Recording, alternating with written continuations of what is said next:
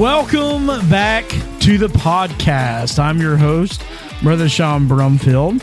And today I've got Brother Ryan Brown. Hey, everybody. And we got some special guests here. Brother Jerry, Brother Jonathan weren't able to be with us. And I've got my beautiful wife, Alyssa. Hey. And we've got Brother Ryan's wife, Sister Becca. Hello. How you guys doing today? We were good till that music about blew our ears out. I was not expecting Is it always that loud when it starts? Yeah, it's hype music. We were... Yeah, you should have warned us. Sister Becca, you asked about happy music. That's the music you play to get happy. It was an experience having it in my ear. It wasn't that bad. That's what we were laughing at. Did you not see them? No. We were... I mean, Becca was getting ready to fall out of her seat. I don't know what I was expecting, but it was My just... ears are bleeding. I thought you just made it louder in the editing. Like it started... No, because started here's what quiet. People don't see is that while that music is playing, all of us are playing air guitar and like It's dancing, that's ready to our, go. Our hype music. You didn't warn us. Exactly. Yeah, that's our prep rally. That's kind of like us sitting in the mirror saying, "You can do it. Oh, Yeah, gosh. do it. Yeah. You can do it." Today's gonna be a good day. Okay. So what's going on? Nothing much right now. Yeah. I hated missing that one episode. Yeah, it was pretty rough between Brother Jonathan. He was in youth camp, so we knew he wasn't going to be able to make it. But then between several people being rushed to the hospitals, and then unfortunately we ended up having a death and stuff. So we apologize for missing the one episode, but that's just how life is sometimes. Yeah, it's unfortunate. We don't miss all that often, and hopefully everybody will be able to forgive us for that. Yep. But it's wonderful to have our wives on with us. They're keeping us straight. You know, Becca was already looking and saying, "Guys, we've been here for a while. We haven't even started recording yet." Like we could have already recorded two episodes. Probably. We could have been gone already. Yeah. You know. Somebody's got to keep you straight. Yeah. That's a full-time job, keeping me in line. It's easy to get carried away once you put the headphones on and you start hearing yourself. You're like, man, that sounds pretty good. Oh, Lord. So, in honor of Brother Jonathan, I would like to say Happy National Chocolate Chip Cookie Day. The one time he is not here, and you're going to give him the benefit of the doubt for that. Yeah. It's a National Chocolate Chip Cookie Day. Also, Assistance Dog Day, and Hooray for Kids Day. Hooray for kids. I've never heard that one before, but I thought it would be perfect because we all know how much Brother Jonathan loves chocolate chip cookies. Wait a minute. What was the dog one? Assistance dog. Like your Not- assistant's dog? No, or like like an blind emotional... CNI dog. Okay, that makes more You know sense. what you carry around on a leash? Your Wait, Well- you carry that? The funeral Doesn't home lead you, that you're we like- just went to yeah, for those Aunt- are assistance dogs. there was a dog running around, and it was an emotional support dog, and it had its own business card. Okay, I seen that dog, and I was telling someone, quite judgingly, I'm like, can you believe someone brought their dog that is what to I the thought. viewing? Well, I said, "Who brought this thing in here?" I And I know. turned around, and it had its own. Its name was Coco. It had its own business card. well, the here's the funeral deal. director at the door with it, and I'm like, no wonder they had to stop that person at the door and be like, I'll hold your dog for you. Here's the deal. I thought the same thing. Like, I can't believe somebody brought a dog. And the reason being is not necessarily because the dog was in the funeral home, but there's no way in the world you would have ever got me to believe that a Chihuahua Was an of assistant. all dogs was going to be in a emotional support animal. for everybody. Look, what was so funny was there was an incident during the funeral that somebody was going through a coughing fit, and they sent their daughter out to get some water. And that their daughter seen the dog, and rather than go get the water, they went and started petting that dog. So I don't know if the people lived or not, but I guess we'll find out. I Well, I think haven't heard anything about the choking fit, so we should. it surprised me because that was a really, really nice funeral home Mhm. and like memorial garden. I was like, this is really pretty. It was really nice. And then to see a dog there Well- was just kind of odd. I did a funeral one time in Columbus, and it was the first one I ever did. And we're walking through the place. Me and Alyssa's like, man, this place is kind of, it was already kind of broke down. And like, I It's just old. We'll just say it's old, right? And everywhere you turned around, there was a cat. I'm not even kidding. my And there was a cat everywhere. You're allergic to cats, aren't Yeah, you? I am. The whole time I'm going, I'm trying He to said, catch my "There's breath. cats out there." I said, "Yeah, outside." He went, "No, in the foyer." I said, "What?" Oh, Yeah, my I will say word. this, that they never went into No, the, they never went in the main, to the main area. like, sitting area. where- Yeah, but still, why have a cat? It's in, gross. Yeah. Cats bring forth death. Well, and so do chihuahuas, but Mauled by Chihuahua. Taquito. oh man, Yeah, I couldn't believe that dog was there. Like Yeah. it really caught And you me know, off it guard. actually was a good. I have never met a good Chihuahua. Sorry, but that was actually a really good Yeah, you didn't hear it or anything. Chihuahua. No, no, it didn't. the and kids it surrounded never it. went I into mean, there were to the 3 or main 4 room of either. them surrounding it, and it No, it just didn't. loved every second of it. Yeah, I've never met a Chihuahua that was personal. Or Like nice. like people. Like they're all like Mhm. attached to one person. Like they're not- attached to one or maybe a family if it's a small family, but other than that, it hates everybody else. I don't like Chihuahuas. Not in a minute. Now if they were a big old like Saint Bernard or Golden Retriever or something coming in, Oh, I'd be yeah. like all over that dog. Yeah, but then again, I would still say, what's a dog doing in a funeral home? Yeah. Saint Bernard with a barrel attached to it. I was like, I don't even remember who I said that to, but I was quite judging in my questioning. Like, who in their right mind Don't feel bad. I did the brought same a thing. dog? yeah. That's Then hilarious. you're like, I paid for that. It's part of the services to get through is you have a That's funny. companion dog to help you grieve. So, what do you guys think about being on the podcast? I know Becca was quite nervous. I was very nervous. I'm still very nervous. Just act like one of the guys. Okay.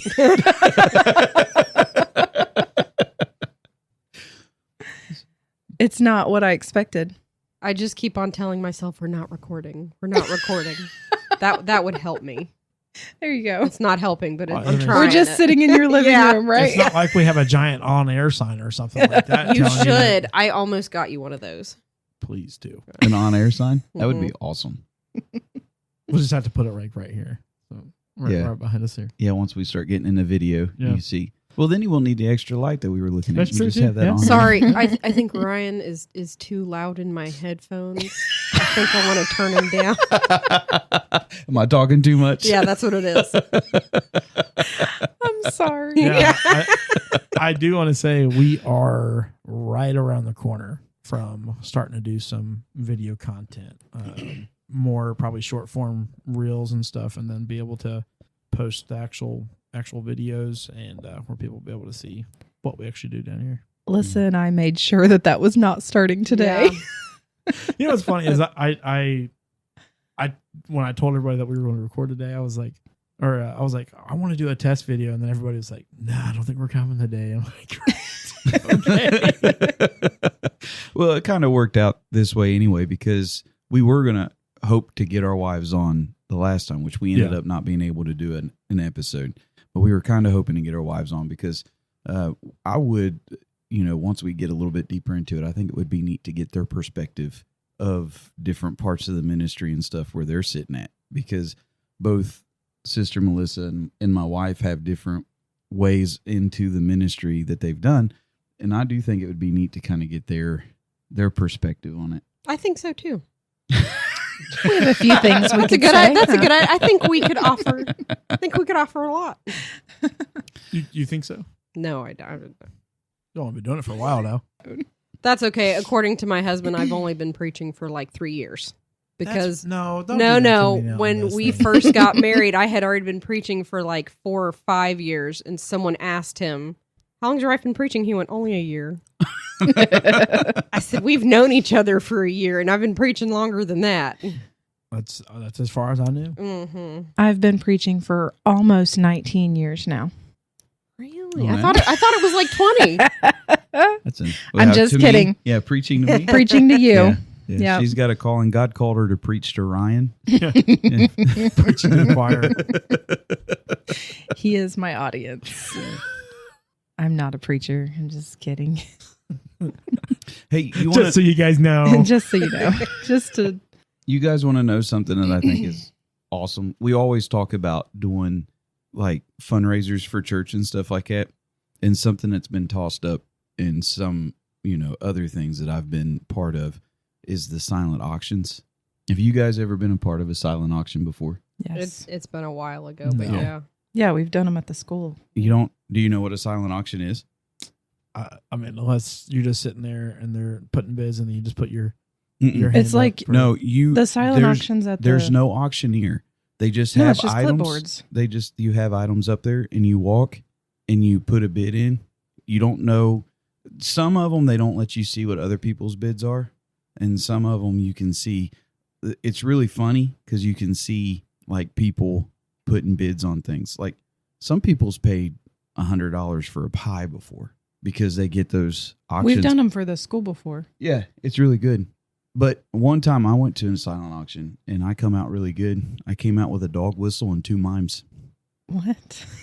2 mimes. Yeah, it was a silent auction. I got a dog whistle and 2 mimes. Trying to put it together. Like, Okay.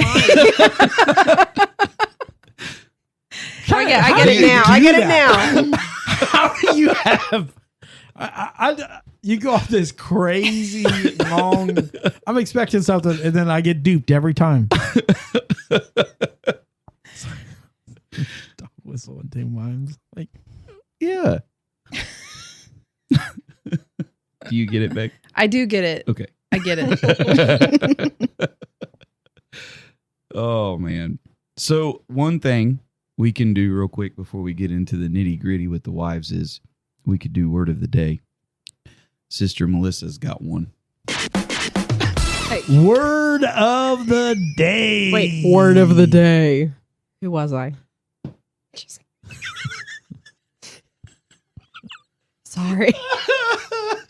Oh, It had to be done. Brother Jonathan wasn't here. no, I wish we were on video right now because my Oh, wife I'm glad is we're killing me not. over here. Every noise is making her jump. That's how loud it is every time. No, it's not too loud. It was just unexpected. Like, give us Did a you hand see her? signal or something before you do that again. Have you ever seen newborn babies when it looks like if they are unaware and you kind of jolt them and they like throw their arms up in the air or whatever? That was my beautiful wife sitting next to me You when know that what? sound went off. The unexpected. I'm like, does she didn't watch our show? She listens to the show. I listen to the show, but I don't have it in my ears. Like, it's not Then how do you listen to it? through my eyes. I don't know. It's just unexpected when we're sitting here talking and then all of a sudden it's just music. All right. That was great. My word of the day. And I did not know this was a real word. I thought it was like just a made up phrase. Of course, that's what I think about half of your guys' words that you said. Me too. Brouhaha. Brouhaha.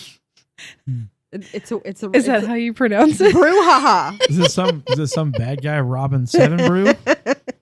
Give me a brouhaha. I think it's a. Give me a blondie. Ha! I think it's a word that they use to initiate you in a fish game. Shark bait. Brouhaha. That's what I thought of. Enter the volcano. You just need the little thing in the background going.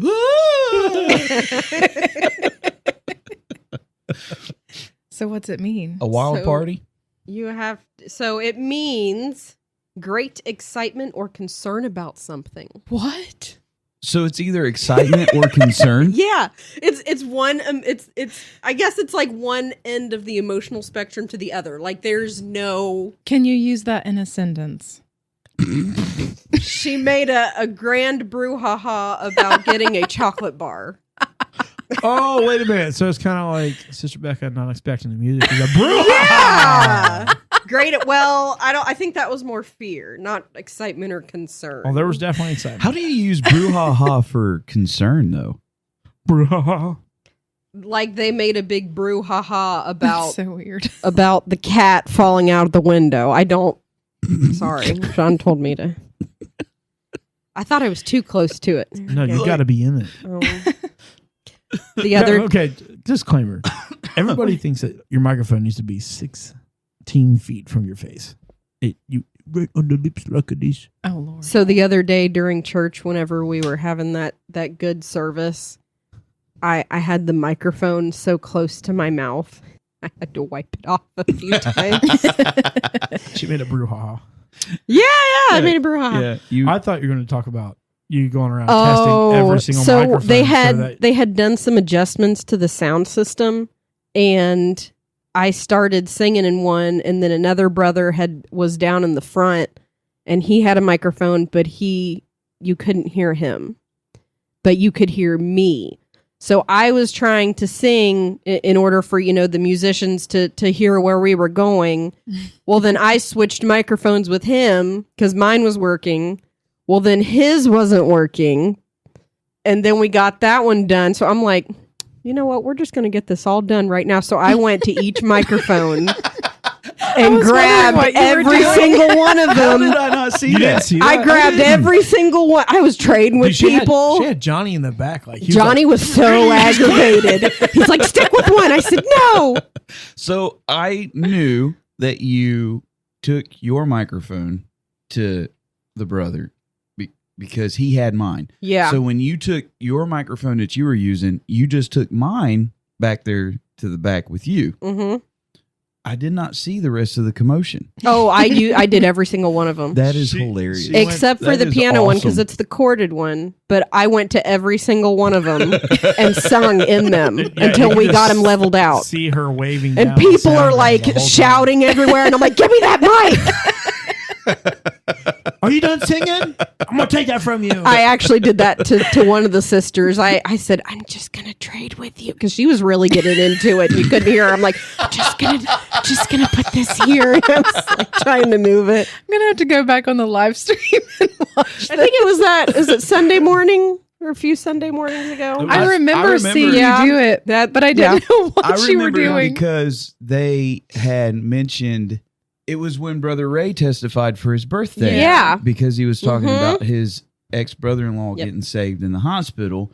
And then they mentioned the song, Who But God Who But Can God. Do Such Yeah. Things as These. So we had Brother Tony sing. Mhm. That's what started. So I remember Yeah. the service, and it was a tremendous service. But for whatever reason, a couple microphones just decided it didn't want to work for one individual. Well, they all wanted to work for one individual and not anyone else. Actually, Apparently, it was kind of funny because I heard you over everybody. yeah. And then when you took the microphone, and as a disclaimer, just so people realize, one person in the church that I'm constantly getting onto about not staying in the microphone is Sister Melissa, Yeah. because she feels like that she gets loud. And so she pulls the microphone away. So you kind of get this little number right here.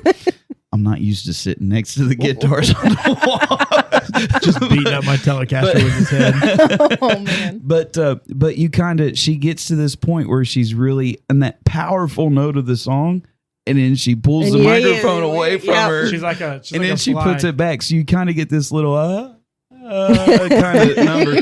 So it was hilarious because the microphone wasn't working for Brother Tony, or it wasn't picking him up, which he was kind of holding the microphone a little bit away from his mouth. Yeah. But it wasn't picking him up. And then Sister Melissa, of all people, who I'm constantly having to tell to get into the microphone, you can just hear over top of everybody. I wish I would have seen you testing all the microphones.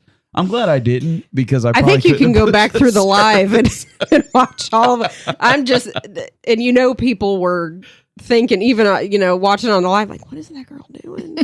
Is that something Jesus told her to do? It wasn't No, just it the live. wasn't. All of us were like, "What is going on?" Yeah, well, not me, because I didn't know. Yeah. I think it was just that you didn't like the color you had. Like, I want that color. Sometimes Wait, I I'm gonna do take that. yours now. Sometimes I have to now. Sometimes I do. If I'm going to, I did that with Sister Regina a lot. Like if she usually used the blue microphone, and if I had on blue, I would purposely go over to her and be See, like, "This one matches." Me John better." has me to where I feel like I have to use that. Is it I don't The know, violet. You're in the purple. You're you're in the purple one. purplish magenta or whatever. He has it turned up, and I feel because- like if I use any other ones, I have to let him know. it's true because you have because you have such a softer voice that sometimes whenever I'm back there, I do have to, if you get another one, I have to turn your level up. Let's just say I have your game boosted over here. Can you turn Becca down a little bit? I can hear her a little too much. Before we started, I was like, I hear Melissa really loud in my ear.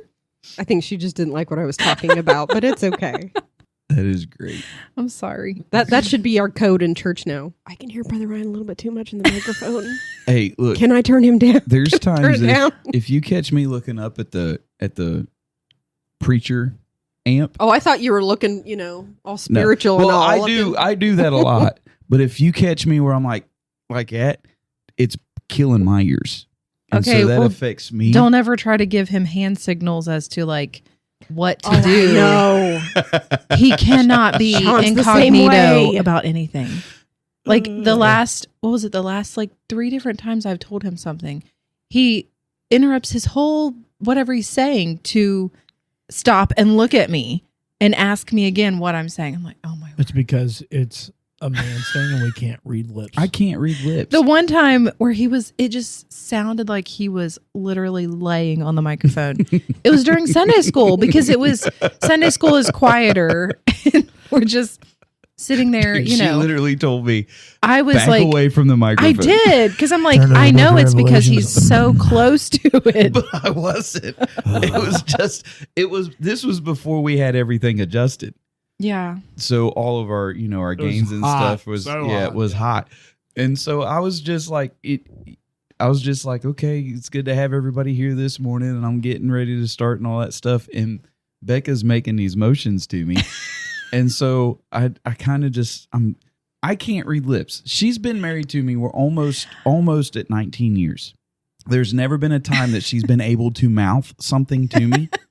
And me be able to tell what she's saying. I felt like I was making myself very clear. If I've done it one time, it's I'm doing really good in that, right? And so I can't talk and try to read what she's saying, and she never says anything to me unless either A, I've done something wrong, or B, there's something that she needs me to. Do you want me to start giving you thumbs up when you're doing good? I'll just be like. Yes, like the first time Benjamin preached, we had pom poms. Yeah. Since I only say something if you're doing bad, I'm just gonna start. She corrected me one time in the revel. What was it that I said? You were saying I was saying something in the scripture. It was different because you got into you were like preaching and you started. Instead of reading that scripture, you were quoting it, but you were saying one word wrong. I was talking about Isaiah chapter number 6 when he says that his train filled the temple. No, that was the second time. Oh, okay. The first time you were just saying one word wrong, and I was trying to say the word, and you just kept looking at me, and then you would look away and say it again. I'm like, oh, help him, Lord. Help him, Lord. I've just come to the realization that he's just going to say what he can because I'm getting to that point. He's rubbing off on me. And I'm like, hey, one time I was preaching. This was I might have still been youth pastor at Sharonville when this happened, but I was trying to quote John 3:16. And do you remember this? No. And I couldn't get it out. Every single word. And I finally struggled with this. And it made me so mad that I'm like, you know what? I'm going to quote this whether it kills my message or not. Whether it's right or not. So I got to, for whosoever, and see now, look, my mind just went completely blank. That's all, folks. Believeth. Whosoever believeth Repeat in after him. us, Ryan. Yeah. So I got to that point. For whosoever believeth in him shall not perish. And so I finally get to that point. Is that right? Wrong? You guys are just looking at each other. Now you guys are. Now look, I got you guys questioning now, don't I? So anyway, I get to that point and I say, shall not perish, but have everlasting life. That's the end of it, right? And I had struggled with that so much. I got to shall not perish. They shall be saved. I remember that. And Becca just said, "Aw." He tried so hard. The other day in Sunday school, we were talking in Ephesians chapter 6, and it was talking about the flesh, and I kept saying fresh, crucify afresh. And Benjamin got all over me. He's like, "You're hanging out with my dad too much." So, I'll tell you this: when it sits on you, it sits on you. When it's that hard, you're like, "Oh my word, it does." Can I get through this? And then you just dig a ditch at that point because you're trying your hardest to get, and you just make it worse. I'm good at digging holes. So, with that being said, What scripture were you quoting? John 3:16. For God so loved the world that whosoever believeth That he on gave him, his only begotten. That's it. For God so loved the world that he gave his only begotten son, that whosoever believeth in him shall not God perish so loved but the have world that everlasting. anybody can get saved. See, that's exactly how it was that night. And I got to that point and I'm just like, shall we saved? Ah! That's you. Oh, my that's word. me. The Take one, that, you Calvinist. the last one that you did. The last time, okay, I've also stopped saying anything because he said from the pulpit, Sister Becca's correcting me. And he said that like 2 different times. I'm like, okay, I'm just going to sit here. She got No, my offended. favorite- I was so offended. I'm She like, got Ryan, offended I with me do on that not one. correct you. My favorite is when he says, "She's going to be mad at me later." Oh, gosh. So the last time, Maybe we don't talk about our wives in the ministry. I think maybe we just say, okay, it's fun having you guys. So on. See ya. so listen, this last time it was that you were saying when his veil. Yeah. No, When his it was train supposed filled to, the temple. yeah, Isaiah it was chapter number supposed to 6, be- But I kept saying veil. his train filled Yeah. the temple and you kept saying veil. And I tried to correct you the very first time just by looking at you and saying train. Maybe you should have cards I should. because you sit right there in the front, just I'm like right there, and I would look at him like one of those and whiteboards. He would that you catch can my write eye. on. Yes, he would catch my eye, and I would just say train, and then he did not get it, and he continued to That's say. you know what you got to do. You look up and go, choo choo. So I just And sat he'd be there. like, "Oh yeah, that's No, it." I wouldn't. I'm I not wouldn't going to at say all. anything. She didn't, but she did get me in the car. Well, I just And in her defense, veil and train are 2 different two things. different things. And so from How then on, so? I was just like, Lord, help him. Just help him, Lord. Veil and train. So like Yeah. veils for Yes, your like head a and veil like the a- veil comes is over like for your the bride face. that covers your face, but the train is The what train. I call it the cape But of the isn't there a kings. veil that just sits on the back that's kind of like a train? It's attached to the veil, but the veil is what separates. Yeah, the veil is over your face.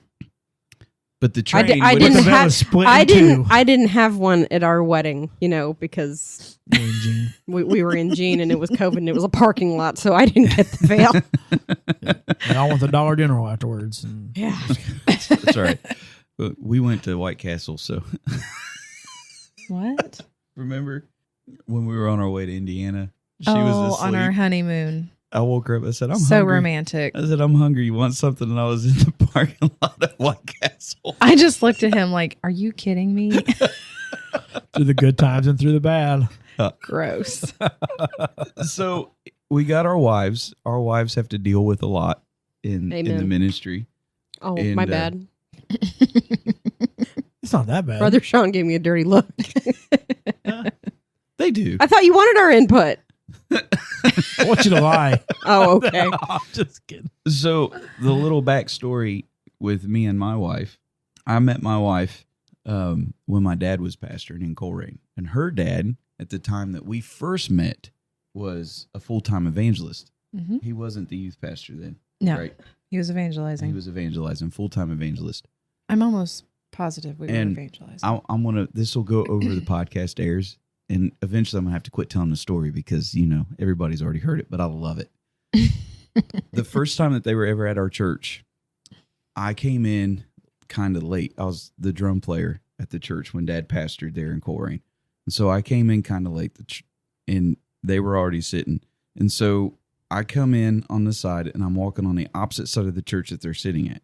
And her sister, my dear precious sister-in-law, Leanne, looks back and then looks at my wife and says, "Hey, there's a boy here our age." And my wife's response says, "Is he cute?" And my dear loving sister-in-law said, Not really.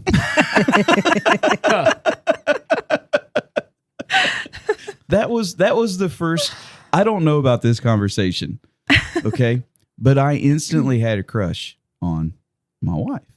2 years later, she finally decides that I am worthy of her time, and she talks to me. And when she finally lets me, I was dating not someone that time. else You at wasn't that dating. time. You wasn't dating at that time. He was keeping tabs. You weren't. You did bring your friend to one of the services your dad preached for I us did. after. But Your friend. but that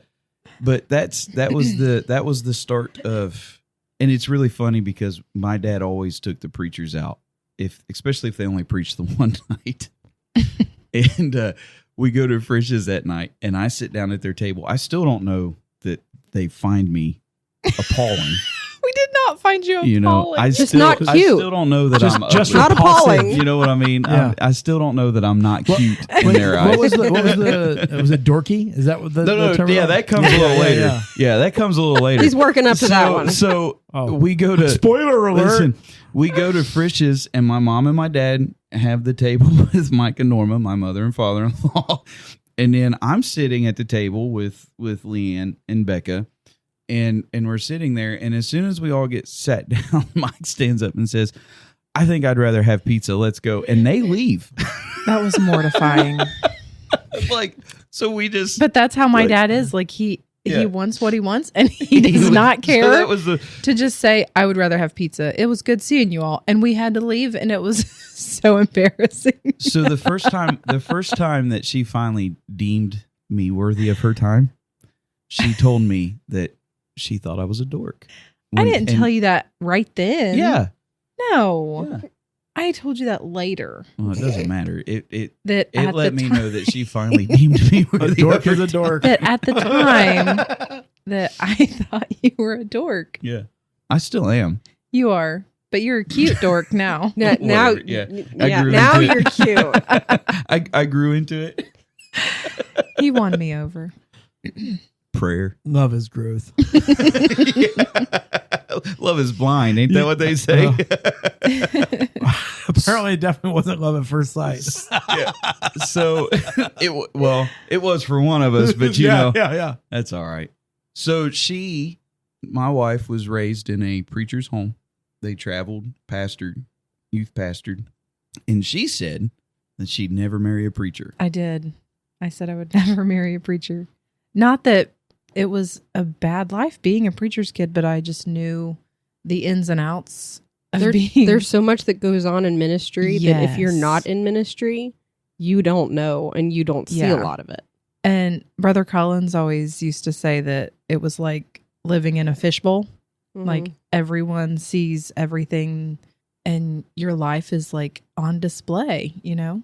And so I said I would never marry a preacher. But And I'm glad that God didn't take me for that. And I was already preaching when we started dating. Yes. And I know Melissa, I guarantee you that you never thought that you'd be where you're at.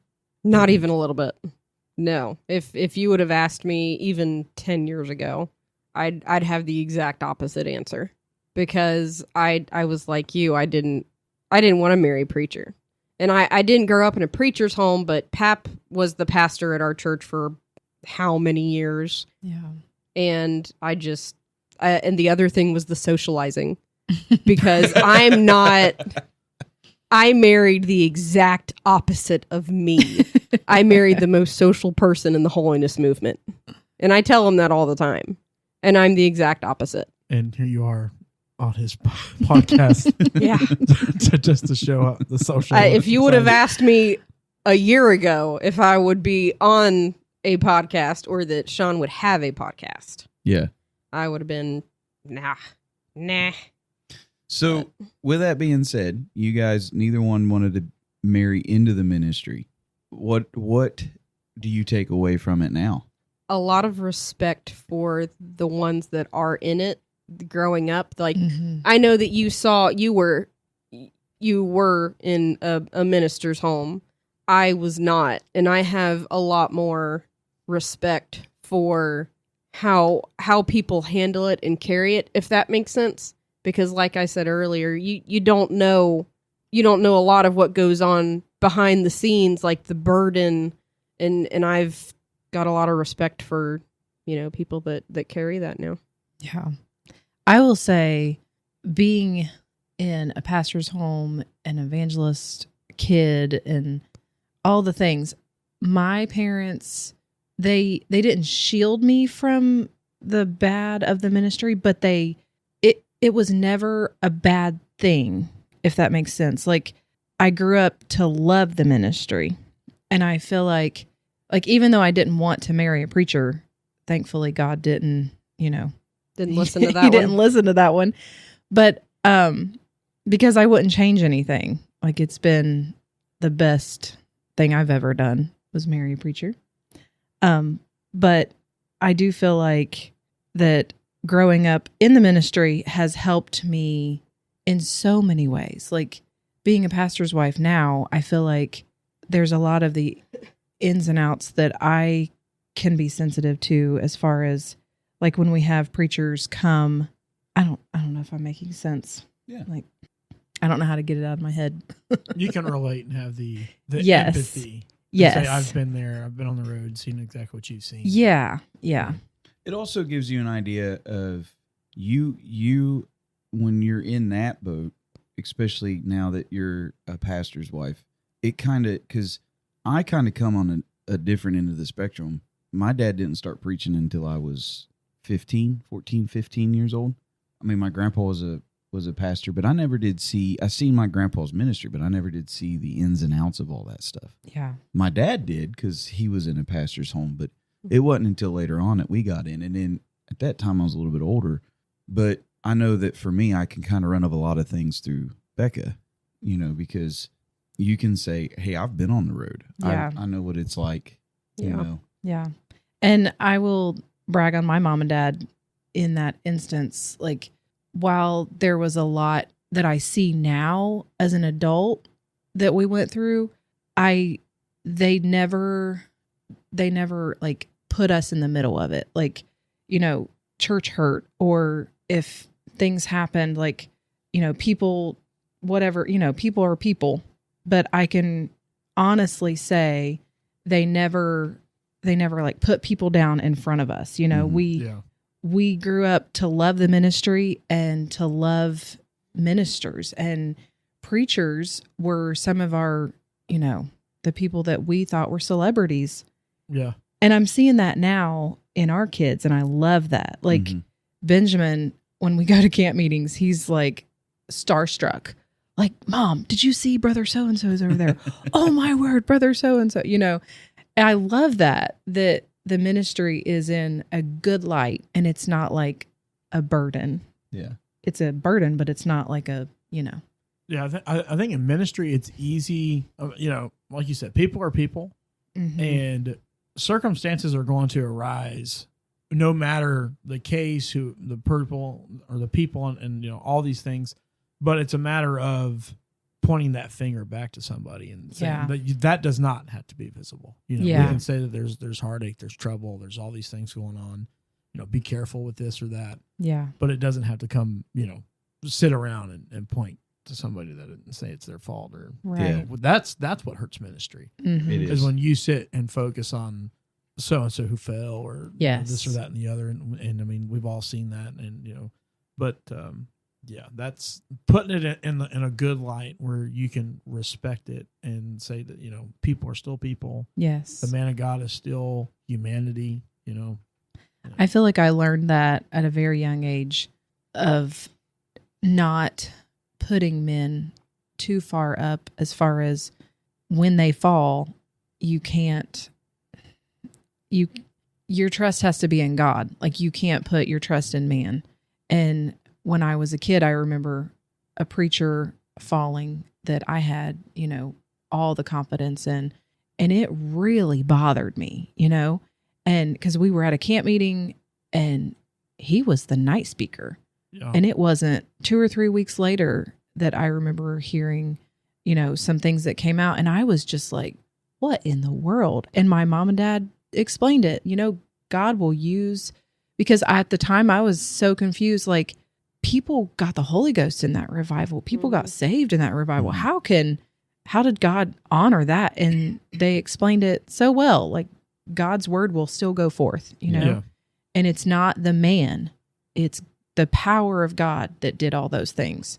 And it just taught me not to put so much, you know, you put your trust in them, but it's because of who they have their trust in. Yeah.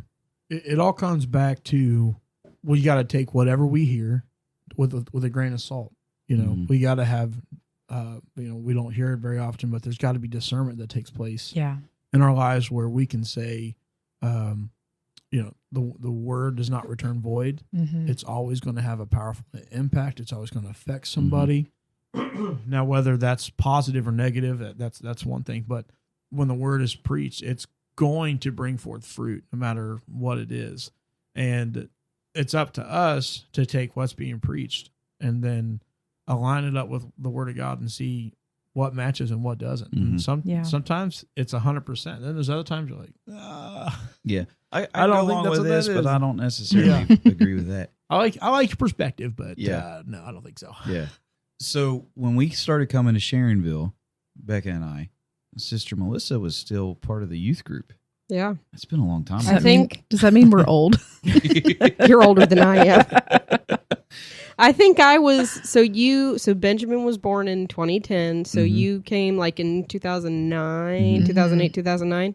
Yeah, I was still in I was 17, you were 17, 18. At the end of that precipice, but you were still, because I remember taking you guys to the fire conference, and that was like the first, and I'll never forget that. That was like the first big trip that we took and then Becca and I were quote unquote young at that time. We were like early 20s, and I know that some people were like, well, who's the adult that's going, you know, kind of. We did have someone ask that. That was kind of where we were at the time. But when we came to Sharonville, you were very quiet, and you still are for the most part, a very quiet, very reserved, shy kind of person. So now you've moved through, you've been preaching for 5-6 years, 8 years. 8. Hey, I gave you longer than 2.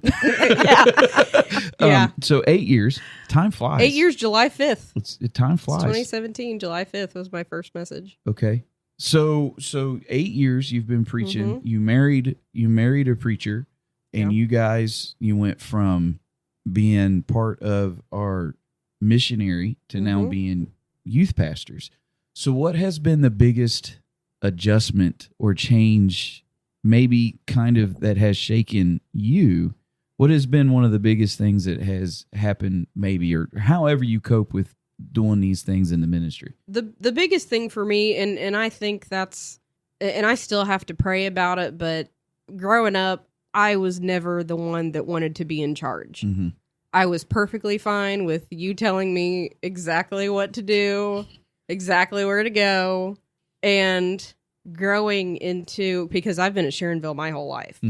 So everyone there that has been there, you know, has seen me as the little, you know, 5-year-old running around and causing chaos. And now I'm in charge of children.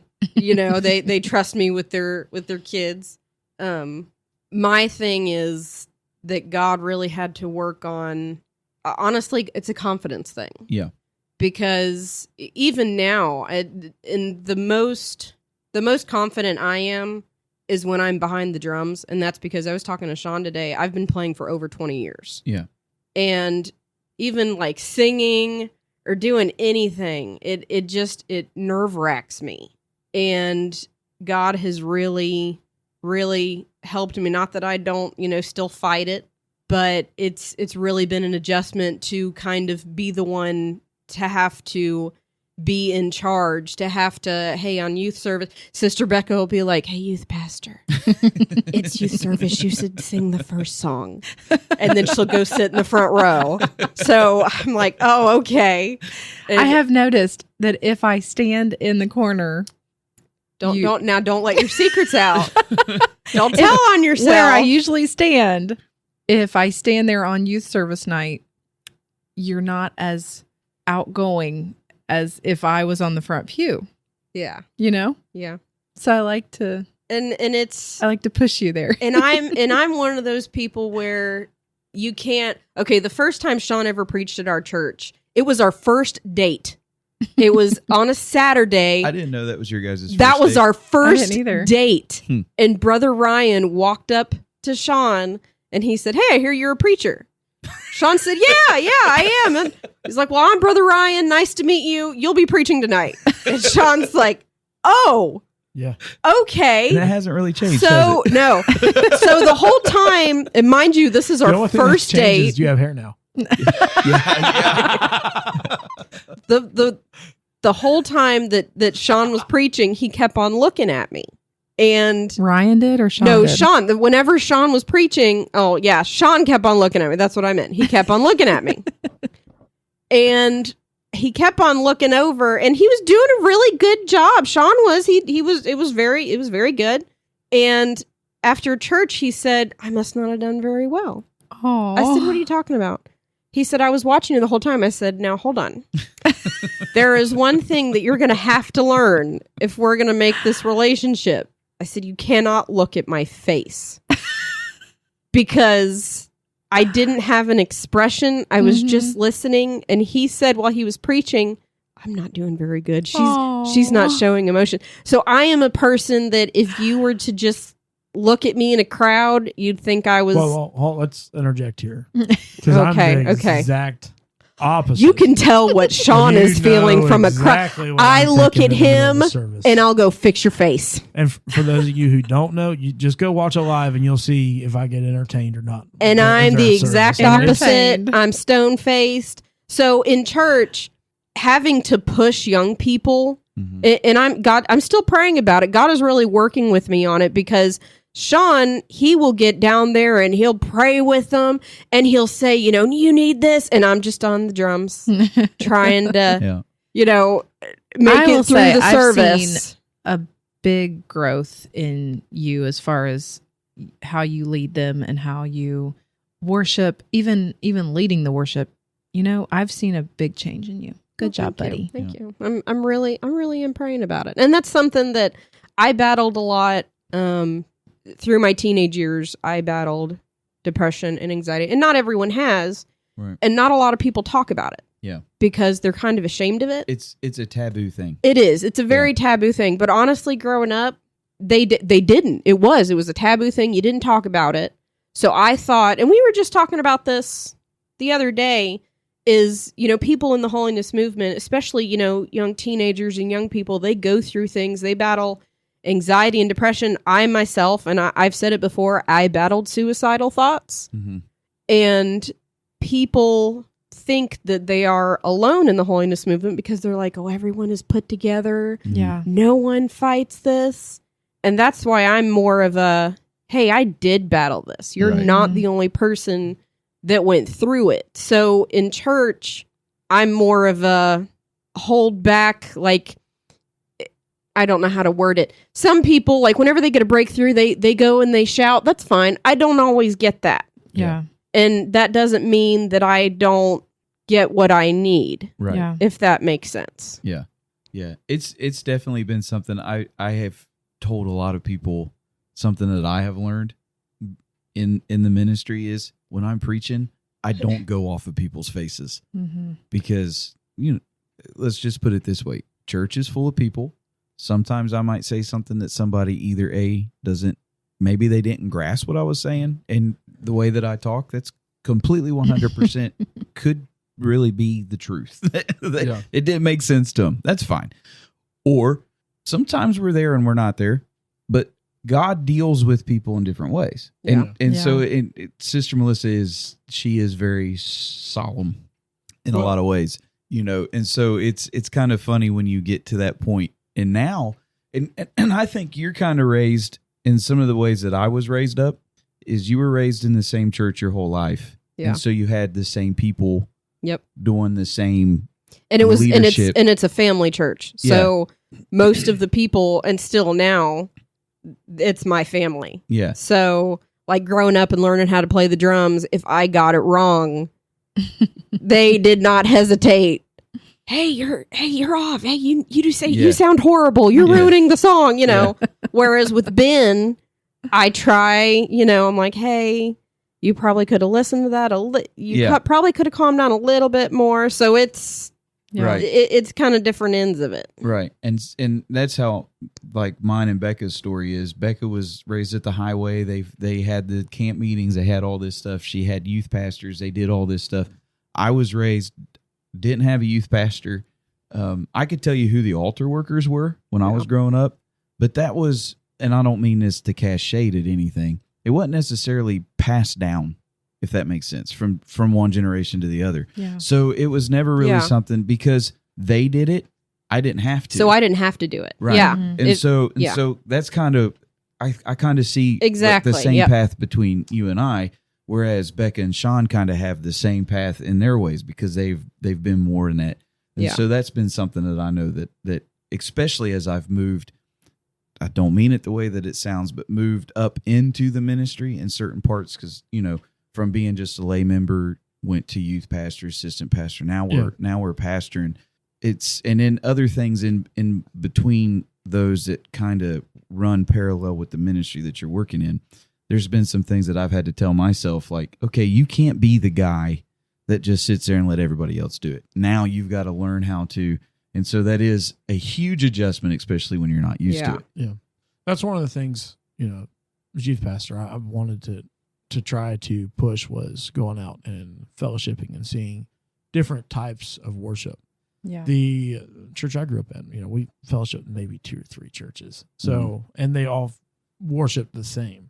There wasn't so much this broad spectrum of being able to see that the power of God can work in the small, quiet places as much as he could people spitting and screaming in your face. Mm-hmm. So that's probably the biggest adjustment I had to have stepping into ministry. When I came to Sharonville, I was 22, you know, thought that I had a bunch of experience under my belt.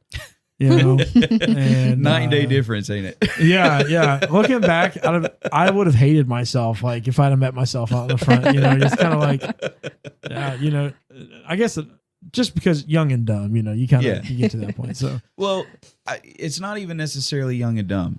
When you're young, you're very zealous. Yeah, and young people in their zeal have a tendency to jump full force into it without considering the fact that just because it was this way with these, it's not necessarily this way with that one. The expectation of, I always thought for a power of God to move, for healing to take place, you had to have the upfront in your face kind of emotion and response, and people's got to, you know, somebody's got to cry, somebody's got to do this and that. And when it's like, Jesus didn't spit and crying. Well, I mean, he did spit in people's faces, but I mean, like, it wasn't in a way of him like authoritatively trying to take control of the situation. Mm-hmm. He's not putting his hands on people, shaking their bobby pins out of their hair.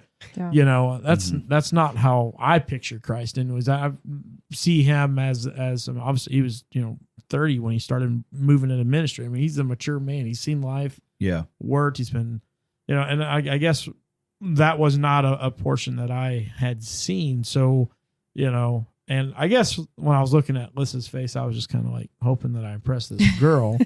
You know, she was not that impressed. Apparently, no. Apparently, I was. Oh yeah, she's married to me. At the time, I was like, I'm never going to be able to come back here. She is not going to like me. But you know, that is the biggest thing that I had to really adjust was my expectation of how other people receive and worship God, because I was only exposed to one way in worship. Yeah. Well, there was one instance, and I can't remember. It was probably earlier this year or late last year. We were having a really good service, and someone wanted to pray for me, and I really started crying. And I was really feeling it. I mean, me and the Lord, we were having a heart to heart, and I wasn't shouting. I wasn't, you know, throwing bobby pins out, but I was really getting what I needed. And come to find out that Sean and I were talking, and he said that the devil battled him saying your wife's not getting what she needs because she's not reacting how you think she should. Mm-hmm. So that's something that we, not only in the ministry, but as a couple, had to talk about because, like we've said, he is the exact opposite. You can tell how he feels just by looking at him. I am the exact opposite. So it's something that we had to communicate and learn. I want to just to be transparent with you. I would get mad with her because in my perspective and the way that I seen it, I was like, she's just going to sit there and not get what God has for her. Yeah. And shame on me for thinking that way. But I mean, that's just the programming that I had in my mind and that's just, people do not understand the growth that takes place when you are a young couple moving into ministry, growing in the ministry together, not just one person going out and doing everything and then, the other person's just there to back them up. It's really going and growing together, crying together, laughing together, and like just figuring out who that other person really is. Because when you get married, you don't really know who they are. Right. Yeah. You there's things that are the attractions there and love is kindled there, but it's not full force love. Yeah. It's not, I can't say that you say I do and the next thing you're going to turn around and give your life for that person. You know what I mean? Like it's not, it's a different type of relationship. That's one thing that I remember being taught in Sunday school. Thank God I did have this kind of teaching was that, you don't fall in the love, you fall in the lust. Yeah. And then after that, you grow. It grows into love, into what that true thing is. Well, I feel like even when you first get married, it is true love, or it should be. Yeah. Mm-hmm. But I feel like that love grows in such a way that, okay, for instance, like things that you would never, when you first get married, like I remember thinking, I want to get up earlier than Ryan so I can fix my hair and make myself look pretty before he wakes up, Yeah. And it's not that I didn't love him enough, but like now, like we know each other so well and the love is so much deeper. Like our love has grown, you know? Yeah. And she learned that now all she has to do is make my coffee. This is true. If she beats me to being awake, she has a pot of coffee brewed for me. Yes. And, Yes. Well, that's what I'm saying. Like it's a type of love, but it's like the love of attraction is what pulls you close to each other. Mm-hmm. Yeah. That allows you to, it creates a surface bond. And then as it grows, it turns into something completely different. Yeah. It blossoms. It's I'm not talking about like, when I said that, like falling in love, like I'm not talking about like going into like their earthly desires, whatever, but like I knew what you meant. But there's something, a draw. Something draws you to them before you ever truly love them. Yeah. Right. And it's truly it's like when you first get saved. Yeah. When you get saved, you receive a portion of the Holy Ghost, and that is the Spirit that awakens us. Yeah. Yeah. And as we grow in our salvation, there's that other thing that grows in there, and then we get the indwelling, that fulfillment, that power that comes along with it. But it's something that is surface that just keeps us there long enough for that thing to take root, and then start to grow. And I had someone give me advice before we were ever engaged, and they said, the first 2 years of your marriage are going to be absolute bliss, and after that, it's going to be terrible. So I kind of went in there thinking, okay, this is going to be awesome. And we've talked about it. We're going to be straight up front. The first 2 years of our marriage, and it wasn't because we didn't love each other, but it was because, COVID had hit. Yeah. So right then we're thrown into automatic chaos and quarantine. Mm-hmm. Like if you didn't like this guy now, you're going to have to like him because you can't go anywhere else. And it was, you have to learn that person's habits and their patterns. Mm-hmm. And I'm more of I have to earn my sit. If I sit down, I have to clean something or I feel like I have to do something. Whereas he is oh, we can just, rest and relax. And I didn't understand that when we first got married. I'm like, Still doesn't. we haven't done, like you haven't done 3 loads of laundry. You can't sit down yet. Yeah. So it was the exact opposite. The first 2 years of our marriage, it was hard. Yeah. But after that, you learn more about that person, and it's Right. Yeah. So the one thing that I will say with preachers' wives, especially, well, there's a couple things before I get into this. I think that the holiness movement, it really does young ladies injustice, Right. mhm. because they talk about with young boys getting into young men, they deal with them on really get in there. God's got a calling for you. You could be a preacher. You could be a missionary. You could be this. You could be that. I mean, men will catch the world on fire, and they're not wrong. God's got a calling. I believe God's got a calling for everybody in their life. Even if they don't preach, even if they don't sing or whatever, you're still shining a light for the Lord. But then when they get to the young ladies, it's like, you can marry a preacher. Yeah. Yeah. You can be a And, preacher. and that's as far as it goes almost. And that kind of is, but there are some tremendous women in history that didn't marry anybody. They stayed single, and God used them in ways. Yeah. Or they married. Maybe they married a preacher, but it wasn't because they married the preacher that made them so great. It was because they had such a tremendous prayer life or something like that. So I do think that if we're not careful, we do kind of paint this very limiting figure for young ladies moving. We prayer warriors. It's other roles that aren't talked about a lot. Exactly. Like it takes. I believe that being a musician or even being a song leader is a calling. Yeah. Because Song leaders are powerful. not You everyone. have Your to have song them. can either make or break the it service. can, and there is people that can sing and be tremendous in their singing, and they can have a power in their singing. Yeah. But it's a whole lot more to know what song to sing at what moment. That in and of itself is a gift from God. Yeah. So there's so much that even with young ladies going into the ministry or going into these things. So you kind of grow up and you're kind of in that aspect. You're kind of limited to this box in a lot of ways. Yeah. If you're not. But with that being said, both of you ended up marrying preachers, and of course the ministry has evolved for each one of you.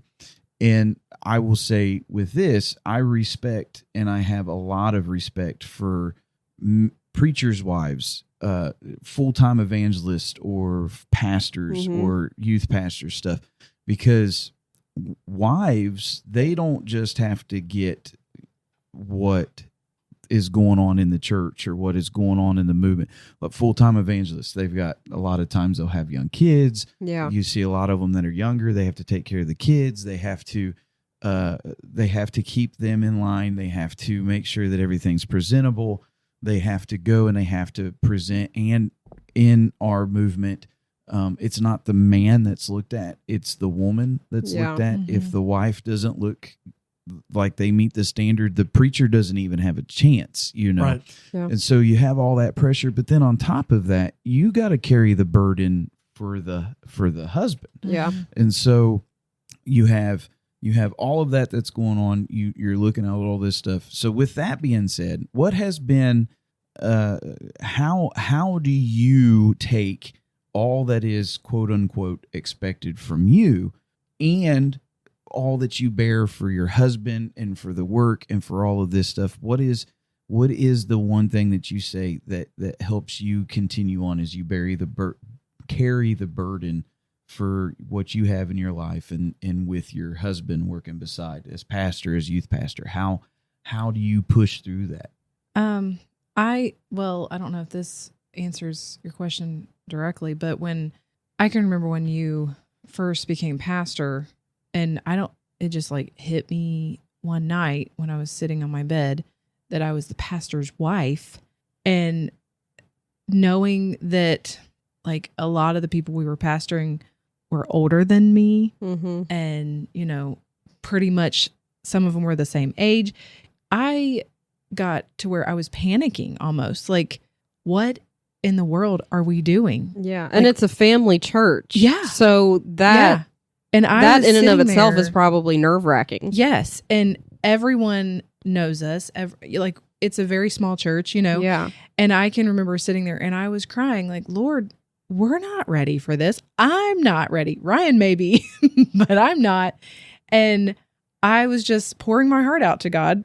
And I'm not saying that, you know, he spoke these words, but it was just like, I just got a peace about it all of a sudden because the Lord just spoke to me that I didn't have to. I don't have to do it.